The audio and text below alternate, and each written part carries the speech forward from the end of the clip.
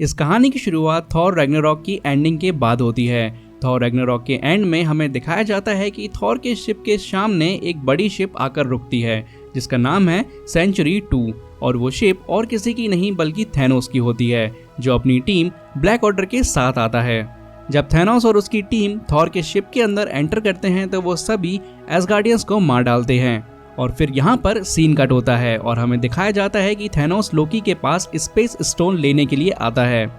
Thanos Thor को मारने की धमकी देता है लेकिन उस वक्त हल्क वहाँ आ जाता है। फिर थैनोस और हल्क के बीच एक जबरदस्त हैंड टू हैंड फाइट देखने को मिलती है। हल्क के पास सुपर ह्यूमन स्ट्रेंथ होती है और थैनोस के पास भी, तो दोनों के बीच एक जबरदस्त फाइट होती है लेकिन थैनोस हल्क से ज्यादा पावरफुल है तो वो हल्क को हरा देता है। जब हेमडाल को लगता है कि थैनोस के आगे कोई टिक नहीं सकता तो वो बाइफ्रॉस्ट ओपन करके हल्क को अर्थ भेज देता है लेकिन थैनोस को गुस्सा आ जाता है और वो हेमडाल को मार डालता है। फिर थैनोस थॉर को मारने की कोशिश करता है लेकिन लोकी कहता है कि उसे मत मारो, मैं तुम्हें स्पेस स्टोन दे देता हूँ। लोकी थैनोस को स्पेस स्टोन दे देता है लेकिन थैनोस उसे धोखा देकर लोकी को मार देता है।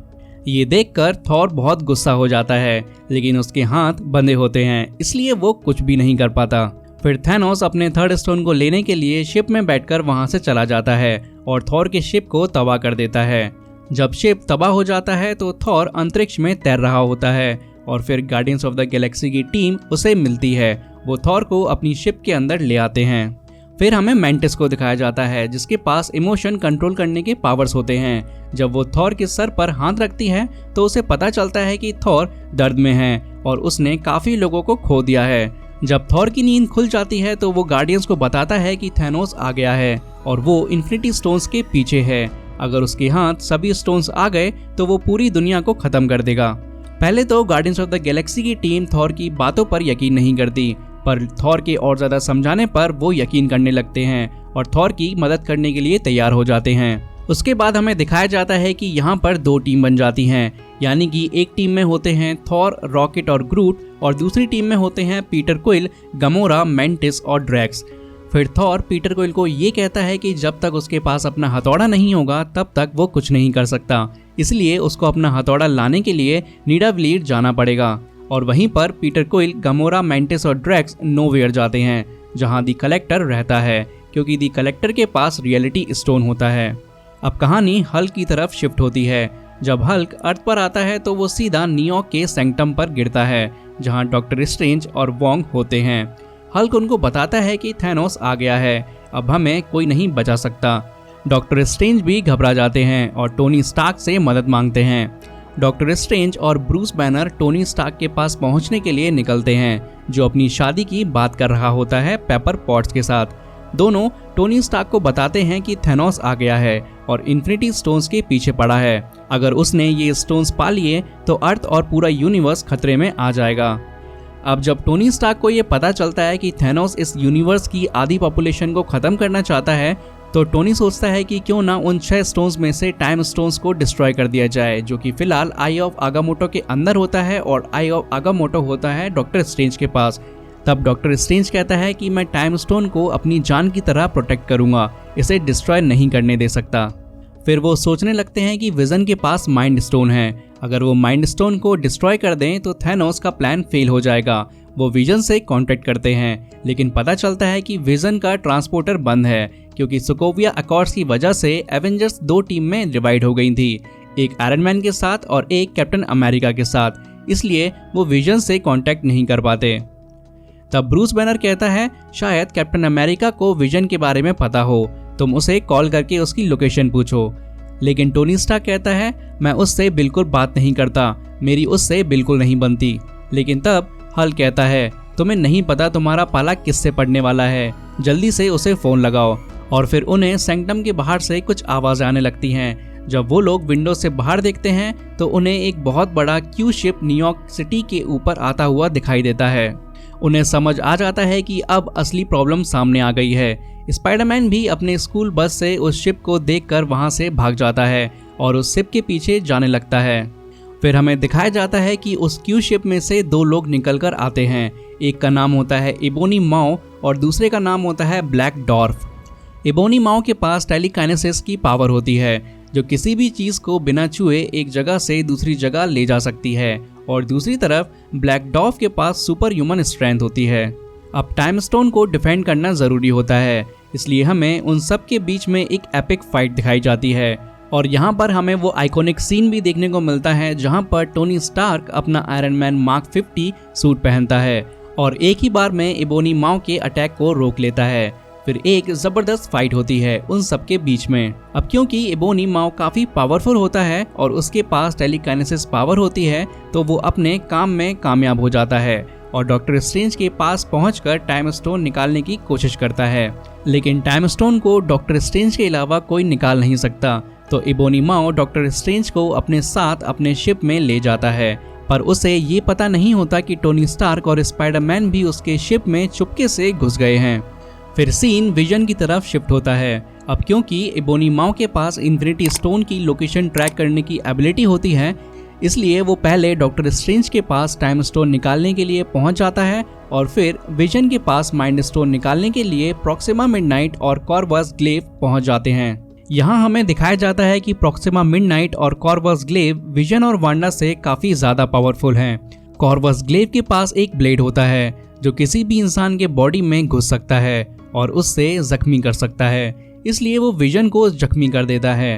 अब वांडा अकेली हो जाती है और कॉर्वस ग्लेव और प्रॉक्सिमा मिडनाइट उन पर भारी पड़ते हैं। लेकिन उस वक्त कैप्टन अमेरिका की एंट्री होती है।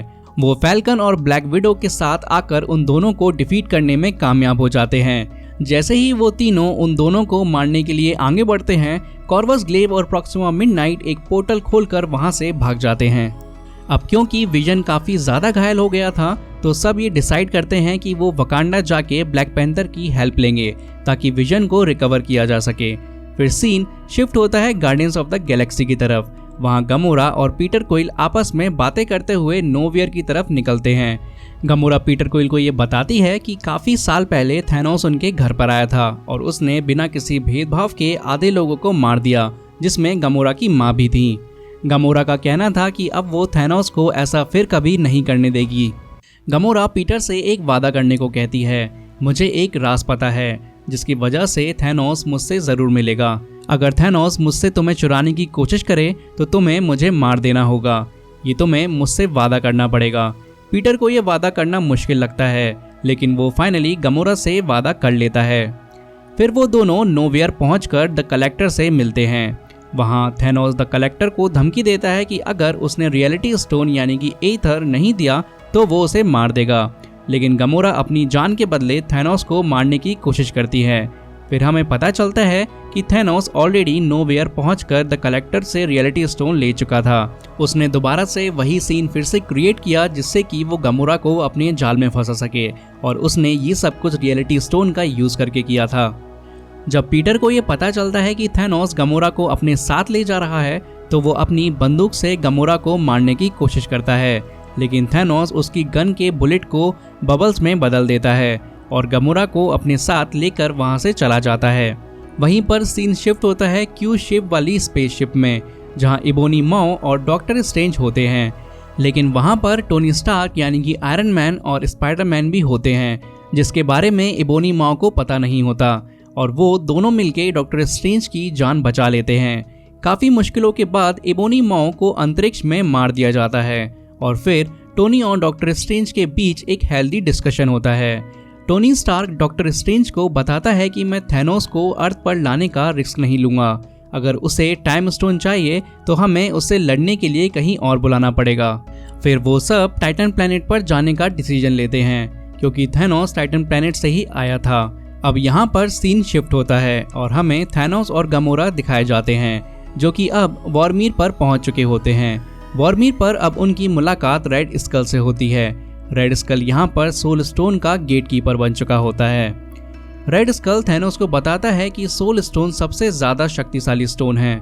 फिर वो थैनोस को ये भी बताता है कि सोल स्टोन को पाने के लिए किसी की जान देनी पड़ती है, मतलब आत्मा के बदले आत्मा। थैनोस को अपनी बेटी गमोरा को कुर्बान करना पड़ता है और फिर थैनोस के पास फोर्थ स्टोन यानी कि सोल स्टोन आ जाता है। वहीं दूसरी तरफ हमें थॉर, ग्रूट और रॉकेट दिखाए जाते हैं, जो कि सीधा निडाविलीर पहुंच रहे होते हैं। निडाविलीर एक ऐसी जगह है जहां ड्रॉफ्स रहते हैं और वहीं ड्रॉफ सबसे अच्छे हथियार बनाते हैं। थॉर को यहाँ एक इम्पोर्टेंट बात पता चलती है कि उसका पुराना हथौड़ा म्योनीर उरू मेटल से बना था। जब थैनोस ने डॉफ से इन्फिनिटी गॉन्टलेट बनवाने के बाद निडावेलिर की सारी भट्टियों को तबाह कर दिया था, तो उन्होंने एक बौने को जिंदा छोड़ा था। जब ये बात थॉर को पता चलती है तो वो एक बौने यानी कि डॉर्फ से मदद मांगता है, लेकिन वो बौना ईट्री कहता है कि अगर थैनोस को पता चलेगा तो वो मुझे और इस पूरे ग्रह को खत्म कर देगा। फिर थॉर उससे ये कहता है कि अगर मुझे मेरा वेपन मिल गया तो शायद मैं थैनोस को हरा सकूंगा। इसके बाद ईट्री थॉर की मदद करने के लिए तैयार हो जाता है और दोनों मिलके एक नए वेपन को बनाने की तैयारी करते हैं। लेकिन उन्हें पता चलता है कि उरू मेटल को पिघलाने के लिए जो ऊर्जा चाहिए वो सिर्फ सूरज से मिलेगी। सूरज की पावर इतनी ज़्यादा होती है कि अगर उरू मेटल को डायरेक्ट उसमें लगाया जाएगा तो वो पूरी तरह से नष्ट हो जाएगा। इसलिए एक फ़िल्टर का इस्तेमाल ज़रूरी होता है। जब वो फ़िल्टर यूज़ कर रहे होते हैं तो वो टूट जाता है। फिर थॉर उस बोनस से कहता है कि मैं फ़िल्टर बन जाऊँगा, तुम अपना काम जारी रखो। ये सीन बहुत हार्ट टचिंग होता है जब थॉर अपनी जान की परवाह किए बिना पूरी एनर्जी के बीच में फ़िल्टर बनने के लिए खड़ा होता है और फाइनली वो अपने नए वेपन को पा लेता है। जब थॉर का स्टॉर्म ब्रेकर वेपन तैयार होता है तो उन्हें पता चलता है कि इस वेपन में हैंडल नहीं है, लेकिन ग्रूट अपना एक हाथ उस वेपन के हैंडल में डालकर उसे कंप्लीट कर देता है। इस तरह स्टॉर्म ब्रेकर तैयार हो जाता है और ये म्योनीर से भी काफी ज्यादा एडवांस्ड वेपन होता है। अब सीन शिफ्ट होता है टोनी स्टार्क, डॉक्टर स्ट्रेंज और स्पाइडरमैन की तरफ, जो अब टाइटन प्लेनेट पर पहुंच चुके होते हैं। यहाँ पर नेबुला ने मैंटिस को एक मैसेज भेजा था और इसीलिए पीटर क्विल, मैंटिस और ड्रैक्स भी टाइटन प्लेनेट पर पहुंच जाते हैं। डॉक्टर स्ट्रेंज, जो कि फ्यूचर देखने की पावर रखता है, थैनोस के आने से पहले सारी पॉसिबिलिटीज को देख लेता है। वो 1,40,06,5 पॉसिबिलिटीज को देखने के बाद ये समझता है कि इनमें से सिर्फ एक पॉसिबिलिटी है जिसमें वो थैनोस को हराने में कामयाब हो सकते हैं। इस मोमेंट पर थैनोस भी टाइम स्टोन को लेने के लिए टाइटन प्लेनेट पर डॉक्टर स्ट्रेंज के पास पहुंच जाता है। वहीं दूसरी तरफ captain America, vision, Bruce banner और वोंग विजन को लेकर वकांडा पहुंच जाते हैं, जहां उनका स्वागत ब्लैक पैंथर यानी कि टिचाला करते हैं। ये सब विजन के माइंड स्टोन को सुरक्षित करने और तबाह न होने देने के लिए वकांडा आए होते हैं। शूरी, जो कि ब्लैक पैंथर की बहन है, उन्हें बताती है कि वो माइंड स्टोन को विजन के अंदर से निकाल सकती है, लेकिन इस प्रोसेस को पूरा होने में टाइम लगेगा। इसीलिए वो लोग डिसाइड करते हैं कि वो लोग ब्लैक ऑर्डर की टीम का सामना करेंगे, तब तक शूरी विजन से माइंड स्टोन को निकालने की कोशिश करेगी। वहीं पर हमें दिखाया जाता है कि थैनोस की ब्लैक ऑर्डर टीम, जिसमें प्रॉक्सिमा मिडनाइट, कॉर्वस ग्लेव और ब्लैक डॉर्फ शामिल हैं, विजन से माइंड स्टोन को पाने के लिए वकांडा पहुंच जाते हैं। इसके बाद एक ज़बरदस्त बैटल दिखाई जाती है जिसमें ब्लैक ऑर्डर की टीम अपनी पूरी शक्ति लगाकर माइंड स्टोन को विजन से चुराने की कोशिश करती है। जब ब्लैक ऑर्डर की टीम वकांडा पहुंचती है तो एवेंजर्स और वकांडन्स को लगता है कि उनका पलड़ा भारी हो सकता है। टिचाला यानी ब्लैक पैंथर अपने शक्तिशाली डोम का यूज करता है, जिससे उन सभी एवेंजर्स और वकांडन्स को सुरक्षा मिलती है। लेकिन जैसे ही उन्हें ये पता लगता है कि ब्लैक ऑर्डर की टीम काफ़ी ज़्यादा है, तो उन्हें ये भी लगता है कि वो किसी भी मोमेंट में पीछे के दरवाजे से आकर विजन पर हमला कर सकते हैं। टिचाला फिर डिसाइड करता है कि वो सामने का दरवाज़ा थोड़ा सा खोलेंगे, जिसमें से पूरी ब्लैक ऑर्डर की टीम उनके सामने आएगी, ताकि एवेंजर्स और वकांडन्स उनसे लड़ाई कर सकें और जिससे शूरी विजन के माइंड स्टोन को सेफली निकाल सके। वहीं पर लड़ाई के बीच ब्रूस बैनर की सिचुएशन थोड़ी अलग होती है। अब जैसा कि आपको पता है कि इस मूवी की स्टार्टिंग में हल्क को थैनोस ने बहुत ही ज़्यादा बुरी तरीके से मारा था। इसी चक्कर में जो हल्क है वो ब्रूस बैनर की बॉडी में से बाहर नहीं निकलना चाहता और यही रीज़न होता है कि Bruce banner Hulk buster armour पहन के वकांडा की लड़ाई में शामिल हो जाता है। और फिर वकांडा में एवेंजर्स और ब्लैक ऑर्डर के बीच एक ज़बरदस्त और शानदार फाइट होती है, जो मूवी की सबसे बड़ी फाइट है। ये लड़ाई लगभग आधे घंटे तक चलती है और इसमें हर कैरेक्टर अपनी पूरी शक्ति लगा देता है। इस लड़ाई के दौरान विजन भी उसमें शामिल हो जाता है और फिर थॉर भी आ जाता है। जैसे ही थॉर आता है वो जोर से चिल्लाता है, कहाँ है थैनोस? ये सुन के ब्लैक ऑर्डर की टीम डर जाती है और थॉर सबको मारते हुए आगे बढ़ने लगता है। फिर सीन शिफ्ट होता है थैनोस के पास, जहाँ वो गार्डियंस ऑफ द गैलेक्सी की आधी team Tony Stark, Doctor Strange और स्पाइडरमैन के साथ लड़ रहा होता है। वो सब थैनोस को रोकने की कोशिश करते हैं और उसके हाथ से गॉन्टलेट निकालने की भी, पर थैनोस इतना पावरफुल होता है कि वो सब पर भारी पड़ रहा होता है। लेकिन एक मोमेंट आता है जब पूरी टीम थैनोस को पकड़ लेती है और स्पाइडरमैन उसके गॉन्टलेट को निकालने की कोशिश करता है। और उसी वक्त पीटर क्विल थैनोस से पूछ लेता है कि गमोरा कहाँ है, और फिर वो उसके फेस पे मारना शुरू कर देता है। इस वजह से स्पाइडरमैन का दिमाग थोड़ा क्लियर होता है और वो फिर से गॉन्टलेट को निकालने की कोशिश करता है। लेकिन अब क्योंकि थैनोस को गमोरा के खो जाने का अफसोस था, इसलिए वो अपने कॉन्शियस स्टेट में वापस आ जाता है और सबको मार कर गिराने लगता है। तब हमें एक आइकॉनिक सीन देखने को मिलता है जब आयरन मैन थैनोस से 1-on-1 फाइट करता है और अपने मार्क 50 सूट के अपग्रेड्स भी दिखाता है। फाइटिंग के दौरान थैनोस की बॉडी से एक बूंद खून गिरता है, लेकिन उसके बाद वो टोनी स्टार्क को बुरे तरीके से घायल कर देता है और मारने की कोशिश करता है। तब डॉक्टर स्ट्रेंज थैनोस से कहता है, अगर तुम टोनी को जान से नहीं मारोगे तो मैं तुम्हें टाइम स्टोन दे दूंगा। हालांकि टोनी स्टार्क डॉक्टर स्ट्रेंज को टाइम स्टोन देने से मना करता है, लेकिन आखिरकार टोनी की जान बचाने के लिए डॉक्टर स्ट्रेंज सैक्रिफाइस करके थैनोस को टाइम स्टोन दे देता है। जैसे ही थैनोस को अपना 5th स्टोन मिलता है, वो जोर से रोर करता है और स्पेस स्टोन की मदद से अर्थ यानी वकांडा पहुंच जाता है। वहां पर ब्लैक ऑर्डर और वकांडन्स के बीच लड़ाई हो रही होती है। वहीं पर हमें विजन और वांडा के बीच एक इमोशनल मोमेंट दिखाया जाता है, जिसमें विजन वांडा को ये कहता है कि अगर थैनोस उससे माइंड स्टोन ले जाएगा तो उसकी जान जाएगी, लेकिन अगर वांडा माइंड स्टोन को निकालती है तो भी विजन की जान जाएगी। तो विजन वांडा से कहता है कि वो उसे मुक्त कर दे और माइंड स्टोन को डिस्ट्रॉय कर दे, जिससे कि थैनोस का प्लान फेल हो जाएगा। वांडा ना चाहते हुए भी विजन का माइंड स्टोन निकालती है, लेकिन जैसे ही वो उसे डिस्ट्रॉय करने लगती है, थैनोस आता है और टाइम रिवर्स करके माइंड स्टोन को विजन के सर से निकाल लेता है और अपने गॉन्टलेट में पहन लेता है। अब थैनोस का गॉन्टलेट पूरी तरह से सारे के सारे इन्फिनिटी स्टोन्स के साथ कंप्लीट हो जाता है। तब थॉर आता है और अपने स्टॉर्म ब्रेकर से थैनोस पर अटैक करता है, लेकिन थैनोस थॉर से कहता है, तुमने गलती की, तुम्हें मेरे सर पर मारना चाहिए था। फिर थैनोस एक चुटकी बजाता है और पूरे यूनिवर्स की आधी पॉपुलेशन धूल बनकर उड़ने लगती है। फिर सीन शिफ्ट होता है सोल वर्ल्ड में, जहां थैनोस अपनी पुरानी मेमोरीज देख रहा होता है। उसके सामने छोटी गमोरा आती है। गमोरा उससे पूछती है, क्या तुमने ये फिर से किया? थैनोस कहता है, हाँ। गमोरा फिर पूछती है, क्या लगा? थैनोस कहता है, सब कुछ। इसका मतलब है उसने अपनी पूरी जिंदगी अपनी सभी चीज़ों को खो दिया, क्योंकि वो गमोरा से बहुत प्यार करता था और अब गमोरा उसकी ज़िंदगी में नहीं है। फिर थैनोस अपने रियल वर्ल्ड में लौट आता है, जहाँ पर एवेंजर्स उसके सामने होते हैं, लेकिन अब उसके पास सारे 6 स्टोन्स हैं, तो वो स्पेस स्टोन से टेलीपोर्ट करके एक शांति भरी जगह चला जाता है।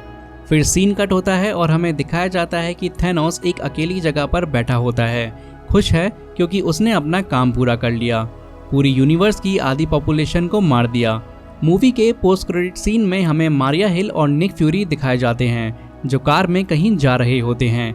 फिर धीरे धीरे वो दोनों भी गायब होने लगते हैं। निक फ्यूरी अपनी जेब से एक छोटा सा डिवाइस निकालते हैं और किसी को मैसेज भेजते हैं। जब वो धूल बनकर उड़ जाते हैं, तब हमें पता चलता है कि उन्होंने मैसेज कैप्टन मार्वल को भेजा था और यहीं पर इस मूवी का एंड हो जाता है।